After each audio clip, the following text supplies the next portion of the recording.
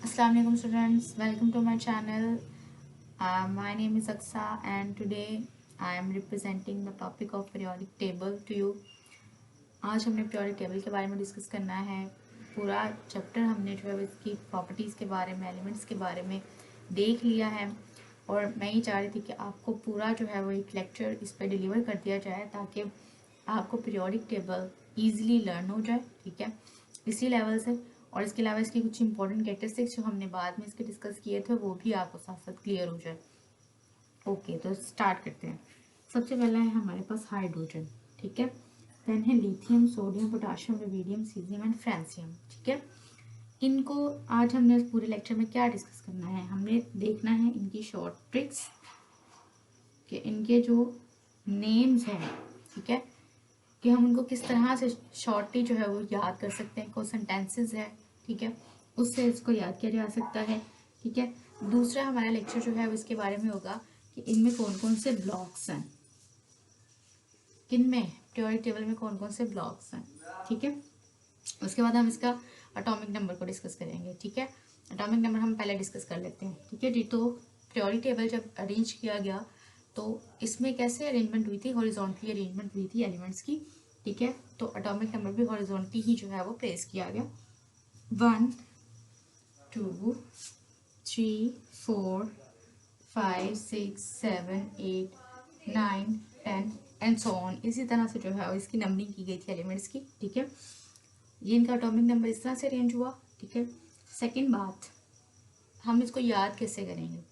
सबसे पहला सेंटेंस, हा ली ने की रब से फरियाद, ठीक है। हा ली ने की रब से फरियाद, ये हमारा पहला सेंटेंस है, ठीक है।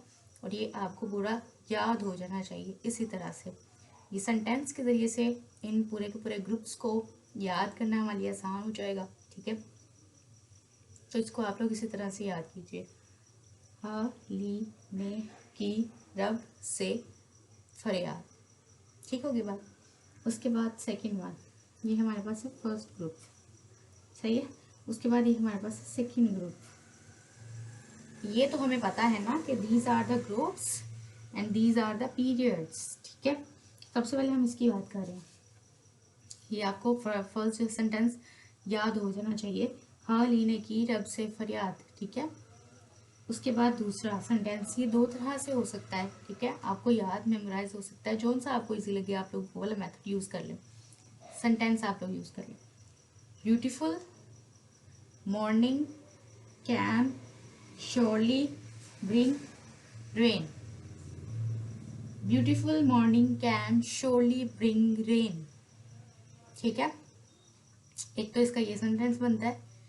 दूसरा, मैसेज राइटिंग में आप लोग इसी तरह से लिख सकते हो ना, beautiful morning can surely bring rain, तो उसके फर्स्ट सेंटेंस से जो है वर्ड से जो है सेंटेंस बना लिया, ठीक है।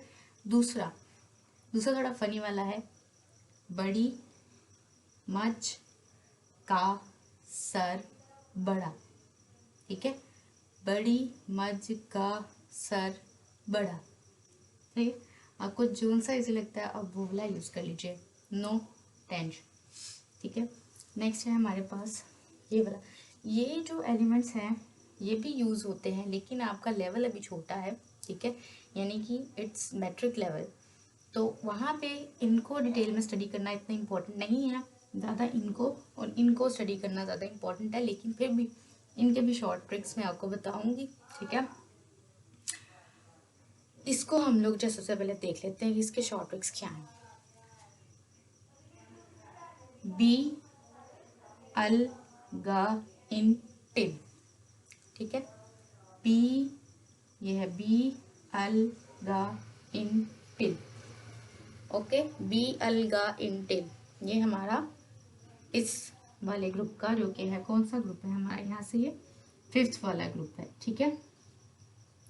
वैसे 15 वाला है, ठीक है। 15 वाले ग्रुप के जो एलिमेंट्स हैं उनको हम लोग किस तरह से याद करेंगे, बी अल गा इन टिल, ठीक है।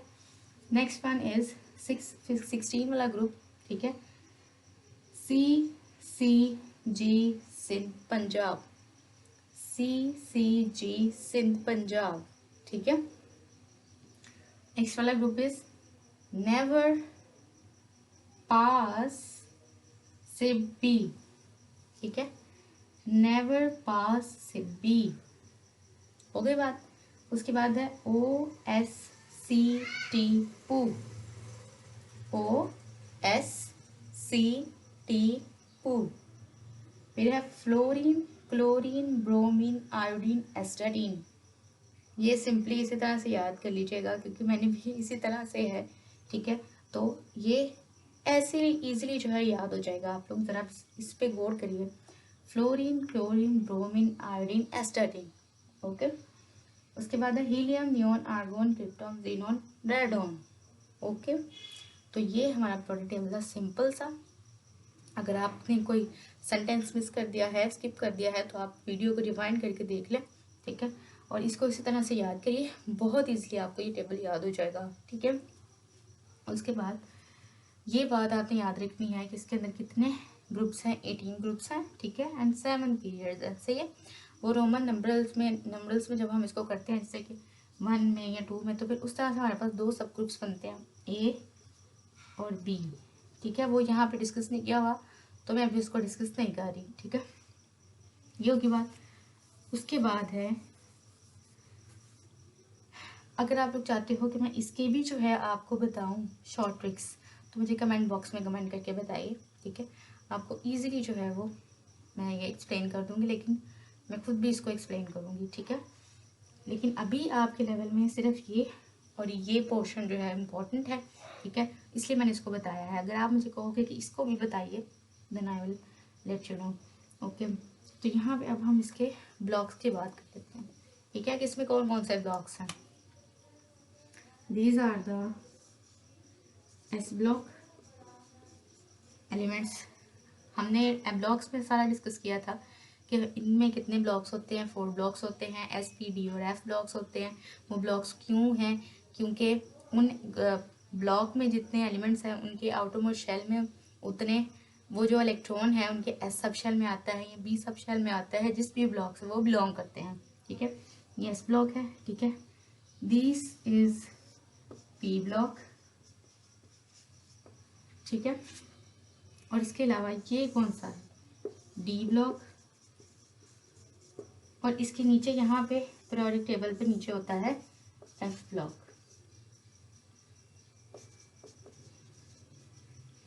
ऐसा ही है, ठीक है। अब क्यों, इसमें से कोई भी एलिमेंट आप लें, उसके इलेक्ट्रॉनिक कन्फिगरेशन लिखे, तो इनका जो वैलेंस शेल का इलेक्ट्रॉन होगा ना, वो इसी सब शेल में आएगा, ठीक है। जैसे कि अगर हम लिथियम को ले लें, लिथियम का एटॉमिक नंबर 3 है, ठीक है, 1s2 and 2s1, तो किस सब शेल में आया, एस में। तो ये कौन से ब्लॉक का एलिमेंट हुआ, एस ब्लॉक का। सेम एज द केस यहाँ से भी ले लेंगे आप लोग कोई एलिमेंट, यहाँ से भी एलिमेंट लेके उसके इलेक्ट्रॉनिक कन्फिगरेशन लिखोगे, तो जिस ब्लॉक का वो एलिमेंट है उसी के आउटरमोस्ट शेल में, उसी सब शेल में उसका वैलेंस इलेक्ट्रॉन आएगा। इस बेस पे ब्लॉक्स बनाए गए हैं एलिमेंट्स के, ठीक है। इनको डी इनके जो वैलेंस इलेक्ट्रॉन है वो डी सब शेल में आते हैं, इनके एस में आते हैं, इनके पी में आते हैं, इनके एफ में आते हैं, सही है। ये होगी हमारे पास बात कंप्लीट। उसके बाद हम थोड़ा सा प्रॉपर्टीज को टच कर लेते हैं। Properties, okay.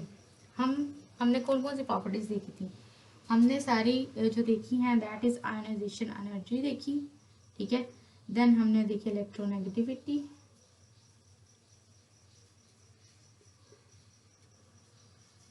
देन हमने देखी इलेक्ट्रॉन अफिनिटी, शॉर्ट फॉर्म में लिखते हैं इलेक्ट्रॉन अफिनिटी, ठीक है। Then fourth one with shielding effect, सही है। ये प्रॉपर्टीज देखी थी ना हमने, shielding effect, electron affinity, electronegativity. तो आयनाइजेशन एनर्जी क्या होता है, अलोंग द पीरियड ये इंक्रीज होती है, क्यों, क्योंकि साइज डिक्रीज होता है, चार्ज इंक्रीज हो रहा होता है, तो फिर फोर्स ऑफ अट्रैक्शन स्ट्रॉन्ग होने की वजह से आयनाइज करने की पावर आपको एनर्जी उसकी ज़्यादा देनी पड़ती है, ठीक है। इसी तरह से ग्रुप में अगर देखा जाए तो उसका ट्रेंड ऑपोजिट होगा, ठीक है जी। कि ग्रुप में क्या होगा, ग्रुप में आयनाइजेशन एनर्जी डिक्रीज होगी क्योंकि hold of the nucleus over the last electron weak होगा, ठीक होगी बात। उसके बाद है इलेक्ट्रॉन अफिनिटी, इलेक्ट्रॉन को अट्रैक्ट करने की पावर, इलेक्ट्रॉन को ऐड करने की पावर। ठीक है, तो यहाँ पे वो एनर्जी, जब कोई इलेक्ट्रॉन आप लोग आटोम शेल में किसी गैसियस एटम के ऐड करवाते हो तो तब जो अमाउंट ऑफ एनर्जी रिलीज होती है उसको आप लोग कहते हैं इलेक्ट्रॉन अफिनिटी। तो क्या होगी, ग्रुप में ये डिक्रीज होगी और पीरियड में इंक्रीज होगी। ठीक है, same as the case electronegativity, electronegativity group में इंक्रीज होगी या फिर डिक्रीज होगी। बिल्कुल सही गेस किया आपने, इलेक्ट्रोनेगेटिविटी ग्रुप में क्या होगी, डिक्रीज होगी। सही होगी बात, क्योंकि यहाँ पे पहले से जो इलेक्ट्रॉन्स हैं उनके ऊपर जो न्यूक्लियस का होल्ड है वो काफ़ी वीक है। ठीक है, तो वो आने वाले इलेक्ट्रॉन को कैसे अट्रैक्ट करेगा। ठीक है, इलेक्ट्रोनेगेटिविटी फोर्स ऑफ अट्रैक्शन होती है ना, तो वो ग्रुप में कम होगी, लेस होगी, डिक्रीज होगी। उसके बाद शील्डिंग इफेक्ट, शील्डिंग इफेक्ट जाहिर सी बात है ग्रुप में इंक्रीज होगा। ठीक है, एंड देन पीरियड में डिक्रीज होगा। सही होगी बात। सारा हमने, अगर आपको ये पीछे से सारे टॉपिक्स क्लियर हैं तो जो अभी मैंने आपको ये सारा टॉपिक समराइज करके बताया है ये आपके लिए अंडरस्टैंड करना बिल्कुल ईजी है। ठीक है, बिल्कुल भी मुश्किल नहीं है। इवन के एक एक टॉपिक के ऊपर जो है लेक्चर्स पड़े हुए हैं, आप लोग सर्च कर सकते हैं, टॉपिक का नाम लिख के बायोकेमिस्ट्री विद कॉन्सेप्ट, आपको वो लेक्चर्स मिल जाएंगे, आप लोग जाके वो पूरा नोट डाउन कर सकते हैं। ठीक है, आई होप आपको आज का लेक्चर इन्फॉर्मेटिव लगा होगा, इन्फॉर्मेटिव है। ठीक है, तो मैंने बहुत एफर्ट किया आपके लिए, तो आप इसको लाइक ज़रूर कीजिएगा। ठीक है, अपने फ्रेंड्स के साथ शेयर ज़रूर कीजिएगा। Thank you so much for watching and keep motivating me, your suggestions are always welcome. ठीक है, आप मुझे बिल्कुल अपने सजेशन दे सकते हो। ठीक है, and keep motivating me. Thank you so much, next lecture के अंदर मिलते हैं।